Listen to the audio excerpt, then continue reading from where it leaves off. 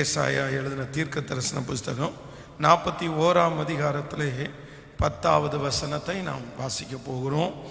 ஏசாயாவின் தீர்க்க தரிசன புஸ்தகம் 41ஆம் அதிகாரம் 10வது வசனத்தை எல்லாரும் சேர்ந்து வாசிக்கலாம். நீ பயப்படாதே, நான் உன்னுடனே இருக்கிறேன்.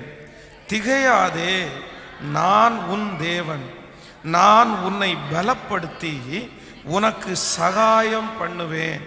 என் நீதியின் வலது கரத்தினால் உன்னை தாங்குவேன் என்றார். இன்னொரு விஷயம் கூட வாசிக்கலாம். நீ பயப்படாதே, நான் உன்னுடனே இருக்கிறேன். திகையாதே, நான் உன் தேவன். நான் உன்னை பலப்படுத்தி உனக்கு சகாயம் பண்ணுவேன். என் நீதியின் வலது கரத்தினால் உன்னை தாங்குவேன். ஹல்லேலூயா. ஆண்டவருடைய பிள்ளைகளே, ஆண்டவர் இந்த 3 நாட்களாக 2021வது வருஷம் ஆண்டவர் நமக்கு என்ன செய்ய போறார், எப்படியெல்லாம் ஆண்டவர் நம்மை நடத்த போகிறார் என்கிறதை ஆண்டவர் தீர்க்க தரிசனமாய் கர்த்தர் சொல்லி கொண்டே இருக்கிறார். முதல் நாள் ஆண்டவர் நம்மோடு கூட பேசினார். நான் உன்னோடு கூட இருப்பேன் என்று கர்த்தர் வாக்கு கொடுத்தார். நான் நம்புகிறேன், நான் விசுவாசிக்கிறேன். உங்களோடு எத்தனை பேர் வருகிற ஆண்டு இருக்கிறார்களோ இல்லையோ, ஆனா ஆண்டவர் முன்கூட்டியே வாக்கு கொடுத்தாரு. நான் உன்னை விட்டு விலகுவதும் இல்லை, உன்னை கைவிடுவதும் இல்லை, உன்னோடு நான் இருக்கிறேன் என்று கர்த்தர் வாக்கு கொடுத்தார். 2வது நாளிலே ஆண்டவருடைய வார்த்தையை நம்ம தியானித்தோம். ஆண்டவர் நம்மோடு கூட பேசினார். நான் உனக்கு துணை நிற்பேன் என்று ஆண்டவர் வாக்கு கொடுக்கிறார். நான் இந்த பலிபீடத்திலிருந்து விசுவாசிக்கிறேன், வருகிற ஆண்டு ஆண்டவர் எனக்கு துணையாய் நிற்க போகிறார். ஆமென் சொல்லுங்கள். உலகமே எதிர்க்கலாம், என் சொந்தங்கள் எல்லாரும் எதிர்க்கலாம், நான் நம்பினவர்கள் எல்லாரும் எதிர்க்கலாம், ஆனால் கர்த்தர் எனக்கு துணையாய் நிற்பாரே. ஆனால் நான் நம்புறேன், எவ்வளோ பேர் எதிர்த்தாலும் அது என்னை ஒன்றும் செய்யாது. சத்துருக்களுக்கு முன்பாய் எனக்கு ஆண்டவர் ஒரு பந்தியை ஆயத்தப்படுத்த வல்லவராய் இருக்கிறார். இன்றைக்கு இந்த 3வது நாள் நான் ஜெபித்த போது ஆண்டவர் எனக்கு வாக்கு கொடுத்தார். நான் உன்னை பலப்படுத்துவேன் என்று கர்த்தர் வாக்கு கொடுக்கிறார். இன்றைக்கு இந்த ஜெபத்தில் வந்திருக்கிற ஆண்டவருடைய பிள்ளைகளே, ஆண்டவர் நமக்கு என்ன செய்கிறார் என்றால், நம்மை கர்த்தர் பலப்படுத்துகிறார். ஒருவேளை கடந்த நாட்களிலே பார்த்த பிரச்சனைகளையும் போராட்டங்களையும் நீங்கள் சந்தித்து உங்கள் பலன் இழந்து போய் நீங்கள் இந்த இடத்துல வந்திருக்கலாம். உண்மையா பாஸ்டர் சொல்ல போனா, வெளி தோற்றத்திற்கு நான் ஒரு பலன் உள்ளவனா இருக்கிறேன், எனக்கு நிறைய பலன் உள்ளவன மாதிரி எல்லாருமே நினைக்கிறாங்க. ஆனா என்னை தொட்டா நான் விழுந்துருவேன், என்ன ஓங்கி ஒரு திட்டுனா அவ்வளவுதான் நான் கீழே விழுந்துருவேன், எனக்கு உள்ள பலனே இல்லை, எல்லாருக்கும் முன்பாகவும் பலன் உள்ளவனை போல நான் காண்பித்து கொள்ளுகிறேன், எனக்கு ஆனா பலனே இல்லை அப்படின்னு சொல்லி வந்திருக்கிற ஒவ்வொருவருக்கும் ஆண்டவர் வாக்கு கொடுக்கிறார். கர்த்தர் உங்களை பலப்படுத்துவேன் என்று கர்த்தர் வாக்கு கொடுக்கிறார். நம்முடைய தேவன் யார் என்றால், நமக்கு பலன் தருகிற ஒரு கண்மலை. இந்த உலகத்திலே இருக்கிற மனிதர்கள் நம்மை பலப்படுத்தலாம். நான் உன் கூட இருக்கிறேன்ப்பா, நான் உனக்கு அப்படி செய்வேன்ப்பா அப்படின்னு பலப்படுத்தலாம். ஆனால் அந்த பலன் ரொம்ப நேரம் நமக்கு இருக்க போறதில்லை.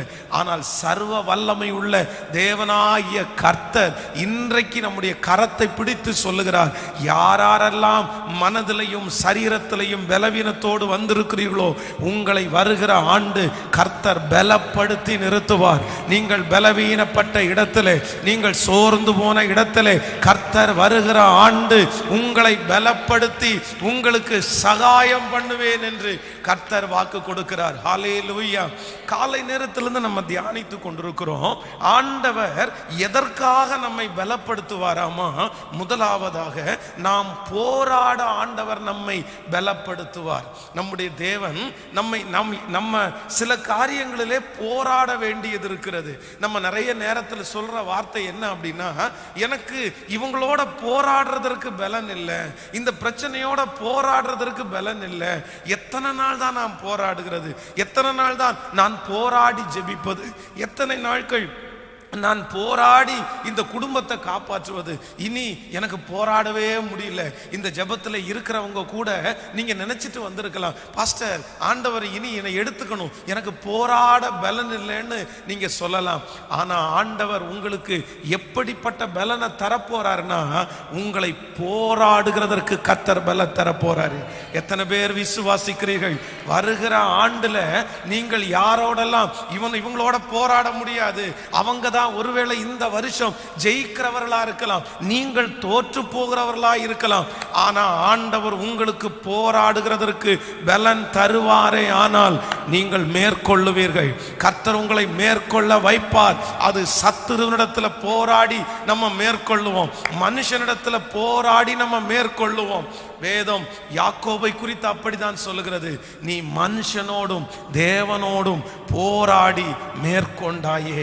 இங்கே இருக்கிற நிறைய பேருக்கு நான் தீர்க்க தரிசனமாய் சொல்லுகிறேன், இந்த வார்த்தையை கேட்டுக்கொண்டிருக்கிறவர்களுக்கு தீர்க்க தரிசனமாய் சொல்லுகிறேன், ஆண்டவர் உங்களுடைய நிறைய போராட்டங்களுக்கு ஜெயத்தை கொடுக்கிற ஆண்டாய் கர்த்தர் மாற்றுவார். ஹல்லேலூயா.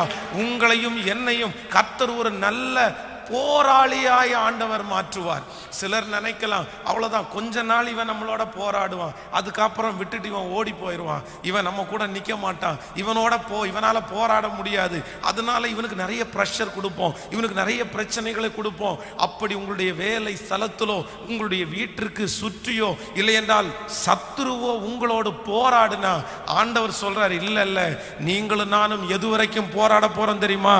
இந்த உலகத்துல இருக்கிற வரைக்கும் போராடக்கூடிய சகல பலத்தையும் கர்த்தர் உங்களுக்கும் எனக்கும் தருவார். போராட்டத்தில் நம்ம சோர்ந்து போக கர்த்தர் அனுமதிக்கவே மாட்டார்.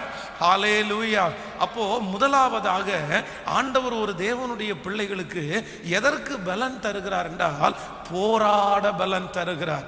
இரண்டாவது நான் தியானிக்கும் போது ஆண்டவர் என் உள்ளத்துல பேசினாரு, கர்த்தர் போராடுறதற்கு பலன் தருகிறது மட்டுமல்ல, தாங்கக்கூடிய பலன் தருகிறவராமா. சிலர் அடிக்கடி சொல்ற வார்த்தை இந்த வார்த்தை தான், என்னால தாங்கவே முடியல, இதுக்கு மேல என்னால தாங்க முடியாது, நான் என்னத்தை போய் தாங்குகிறது, இனி இந்த போராட்டம் தொடர்ந்தால், இனி இந்த பிரச்சனை தொடர்ந்தால் நான் தாங்க மாட்டேன், ஏதாவது ஒண்ணு பண்ணிக்குவேன், என்னென்னமோ சொல்லுவார்கள். ஆனால் ஆண்டவர் உங்களை வேறு விரிப்பாரே ஆனால் உங்களுக்கு எப்படிப்பட்ட பலன் தருவார்னா, உங்களை தாங்கிறதற்கு கர்த்தர் பலன் தருவார்.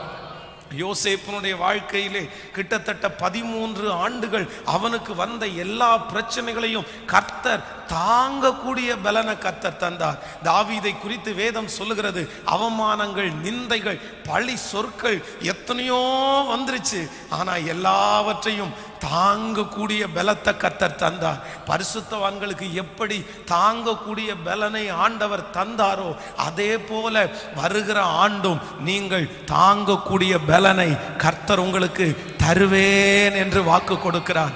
ஆமேன் சொல்லுங்கள்.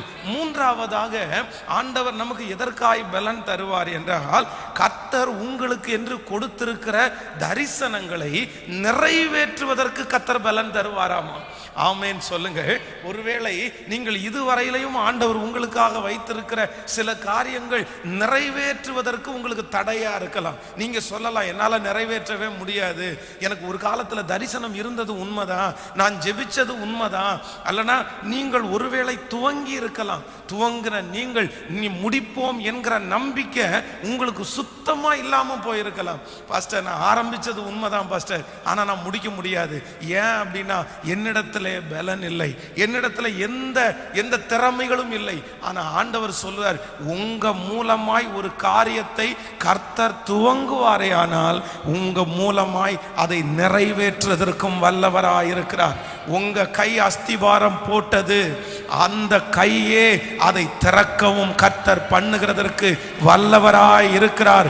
உங்க கைகளை கொண்டு ஆரம்பித்தவர், உங்களை கொண்டு ஆரம்பித்தவர், உங்களை கொண்டே அதை முடிப்பேன் என்று கர்த்தர் வாக்கு கொடுக்கிறார். ஹல்லேலூயா. இன்றைக்கு பலன் இழந்து வந்திருக்கிற அநேகரை பார்த்து கர்த்தர் சொல்லுகிறார், அதை நிறைவேற்றுவதற்கு நான் உனக்கு பலன் தருவேன். என் தரிசனத்தை நிறைவேற்றுவதற்கு எனக்கு பலன் இல்லை பாஸ்டர். நான் ஆரம்பிச்சதை நிறைவேற்றுவதற்கு எனக்கு பலன் இல்லை பாஸ்டர். என் பிள்ளைகளை பெத்தெடுத்த ஆனா வளர்த்துவதற்கு எனக்கு பலன் இல்லை. நான் கடைசி வரைக்கும் இவர்களை கரை சேர்ப்பேனா, நான் நடத்துவேனா அப்படின்னு உங்களுடைய இருதயம் ஒருவேளை ஏங்குமானால் ஆண்டவர் சொல்லி இருக்கிறார், ஆண்டவர் வாக்கு கொடுக்கிறார், இல்ல இல்ல அப்படி இல்லைன்னா கர்த்தர் உங்களுக்கு அந்த காரியத்தை தந்திருக்க மாட்டாரு. அப்படி இல்லைன்னா கர்த்தர் உங்க மூலமா அதை ஆரம்பிச்சிருக்கவே மாட்டாரு. உங்க மூலமாய் கர்த்தர் ஆரம்பிச்சதுக்கு ஒரு நோக்கம் உண்டு. உங்களுக்கு பிள்ளைகளை கர்த்தர் கொடுத்ததுக்கு ஒரு பெரிய நோக்கம் உண்டு. உங்களுக்கு தந்த கர்த்தர் அதை கடைசி வரைக்கும் கரை கொண்டு சேர்க்கக்கூடிய பலனை அவர் ஒருவரே உங்களுக்கு கட்டளையிடுவார். நான் நம்புறேன் இந்த ஜெபத்தை ஆண்டவர் எதற்காக இப்படி கர்த்தர் முன்குறித்தார் என்றால், உங்களை பலப்படுத்துவதற்காகத்தான் கர்த்தர் இந்த ஜெபத்திற்கு நம்மை அழைத்து வந்திருக்கிறார். ஆமென் சொல்லுங்கள்.